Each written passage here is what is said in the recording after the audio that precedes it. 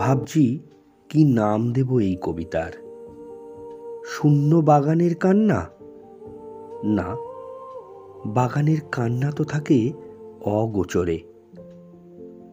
আগমনীর কবিতা হতে পারত এটা, কিন্তু কানে বাজছে বিসর্জনের সুর। তাই রেস্তোরাঁর সুরেলা পরিবেশ বা ফাঁকা মাঠের অন্ধকারে বসে থাকার সময় তোমার কাছে এই কবিতা মনে হবে অর্থহীন। তাই আধুনিক কবিদের মতো হৃদয়কে খোঁচা দিয়ে কবিতাটা যদি কোনো পাগলের হয়, না, পাগলের তো কোনো অনুভূতি থাকে না। অপছন্দে রুচিবোধের গন্ধ পাবে, খাপছাড়া ছন্দ আর খামখেয়ালি কথায় মনে হবে এই কবিতা গদ্যময়। তোমার কাছে